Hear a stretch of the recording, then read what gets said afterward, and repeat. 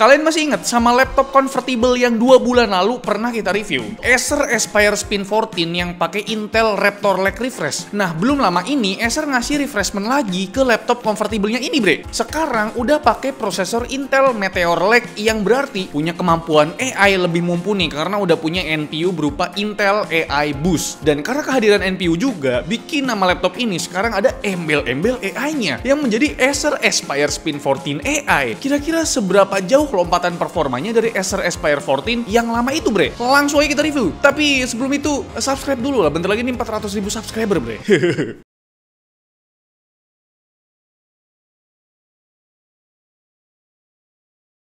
Kayaknya kita skip langsung ke pembahasan spesifikasi dan performa karena emang secara desain ini masih pakai bodi dan rangka yang sama dengan Acer Aspire Spin 14 tempo hari, bre. Kalau kalian mau lihat desainnya secara detail, langsung tonton aja video review kita soal Acer Aspire Spin 14 generasi sebelumnya, bre. Linknya aku taruh di kolom deskripsi video ini. Sebenarnya sih ada perbedaan sedikit di percolokan duniawinya, bre. Aspire Spin 14 AI ini sekarang ketambahan satu port USB Thunderbolt 4 Type-C karena buat interface chargernya udah upgrade juga jadi Type-C begini, bre. Sisanya sih masih sama aja ya. Nah, bre, prosesor di sini udah naik generasi. Sekarang itu jadi Intel Core Ultra 5 prosesor 115U yang punya 8 core 10 thread. Konfigurasi core-nya di Meteor Lake U series ini agak unik, bre. Soalnya ada 3 jenis core berbeda ya. Di prosesor ini terdiri dari 2 performance core, 4 efisiensi core, dan 2 low power efisiensi core. Jadi secara logika harusnya laptop ini tuh punya battery life yang bisa diandelin. Acer sendiri tuh ngeklaim kalau baterai 50 Wh-nya mampu bertahan up to 14 jam. BTW buat charging time-nya udah lumayan kenceng walau rating adapternya cuma 65 Watt. Karena sekarang adapternya udah pakai interface USB Type-C. Buat spesifikasi lengkapnya, bre, Intel Core Ultra 5 prosesor 115U di sini punya iGPU berupa Intel Graphics dengan 3 Xe core dan clock speed-nya tuh up to 1,8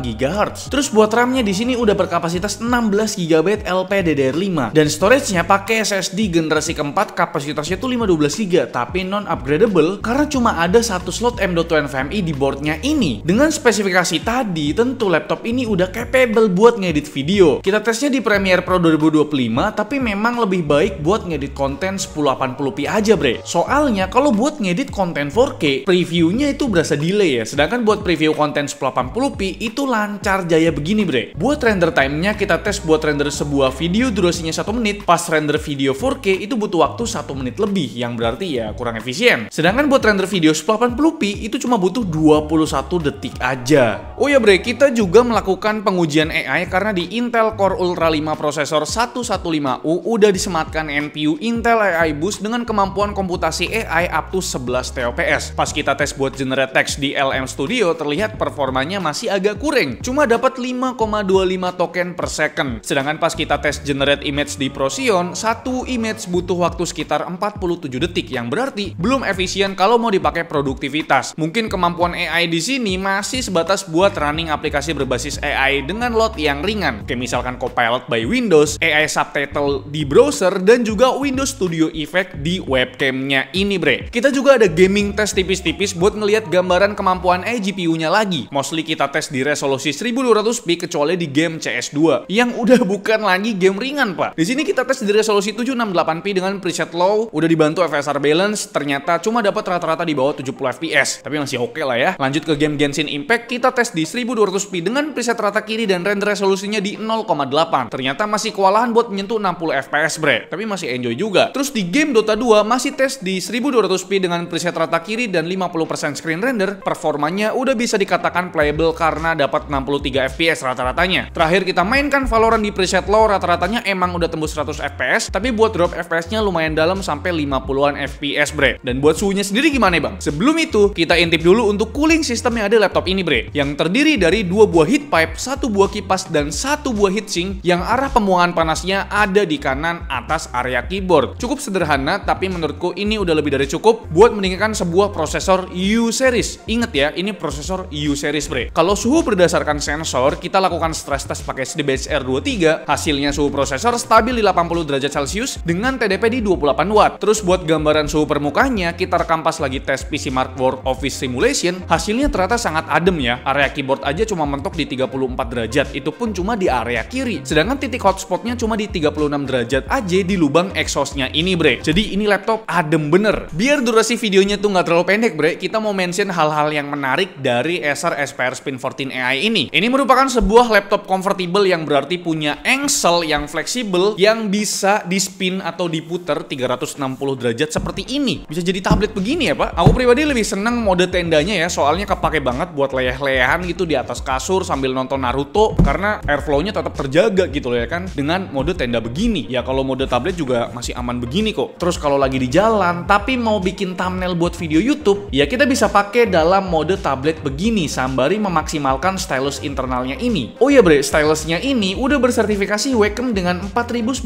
level tekanan dan report rate-nya di 266 Hz yang ngejamin pengalaman menggambar secara akurat, presisi, dan realistis. Dengan fitur tilt 55 derajat, kalian tuh bisa pakai stylus ini buat mengarsir dan bikin efek bayangan bre. Layaknya kalian pakai pensil beneran. Terus buat baterai stylusnya juga awet dan pengisiannya juga cepet dan praktis. Kalian tinggal masukin ke dockingnya ini, auto langsung ngecharge bre. Cuma butuh waktu 15 detik per chargeran, stylus ini langsung bisa dipakai buat 90 menit lamanya. Dan soal layarnya sendiri gimana? Ini masih sama, pakai panel touchscreen berukuran 14 inci bre dengan resolusi Full HD Plus 1920x1200p dan punya 60 Hz refresh rate ya. Kupikir ya di unit refreshment ini bakal ada improvement di bagian kualitas panelnya bre. Ternyata masih sama-sama aja ya bre, pakai panel yang coverage gambutnya cuma di 60% sRGB. Oke, sekarang kita lanjut bahas hal lainnya ya, mulai dari webcamnya. Hal ini juga jadi salah satu nilai plus dari Aspire Spin 14 AI karena webcamnya bisa rekam video up to 1080p 30 fps. Selain itu, Acer juga ngasih tambahan fitur berupa Acer Purified View biar tampilan muka kita lebih bening dan juga fitur Acer Purified Voice biar suara kita terdengar lebih jernih. Dan berikut sampel webcamnya bre. Dan ini dia bre, untuk kualitas perekaman menggunakan webcamnya dari Acer Aspire Spin 14 AI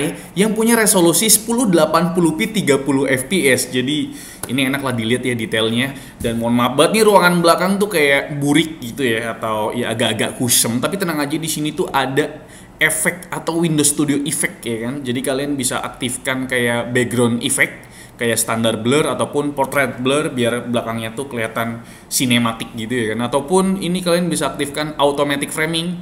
Kalau misalkan kalian tuh pengen ngikutin frame-nya tuh, nanti dia otomatis ngikutin. Nah, kalau misalkan berisik nih ya kan, berisik, tenang aja.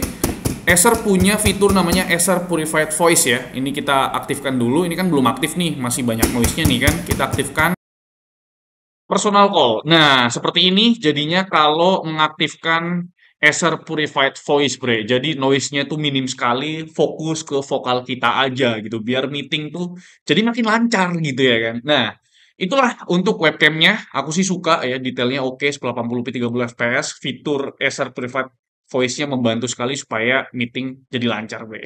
Aku pribadi juga suka sama speakernya dari si Aspire Spin 14 AI ini bre. Sound quality-nya memang bukan yang bass head karena low-nya masih cukup mendem, tapi buat treble dan mid-nya sangat enjoy buat dinikmati. Powernya juga oke lah, bukan yang cempreng banget. Cukup berasa tapi bukan yang kenceng gitu bre. Silahkan kalian dengerin sampel speakernya juga.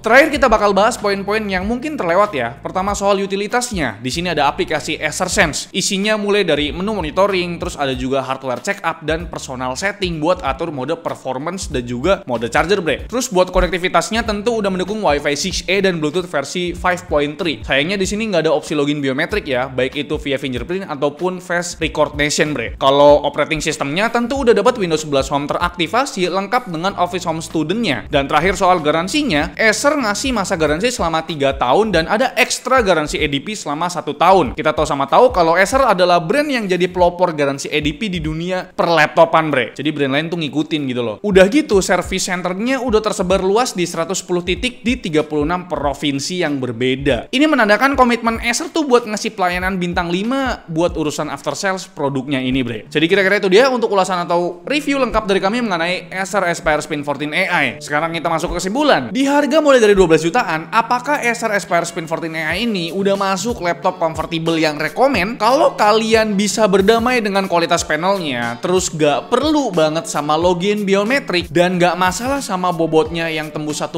kg, mungkin laptop ini bisa kalian pertimbangkan.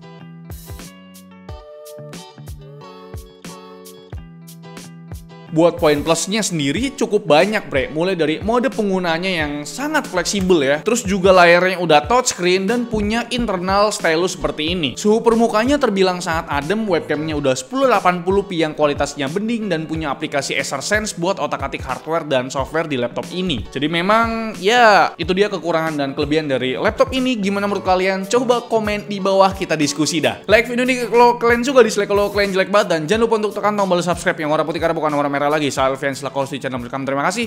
Sampai jumpa di video selanjutnya, bre. Bye-bye.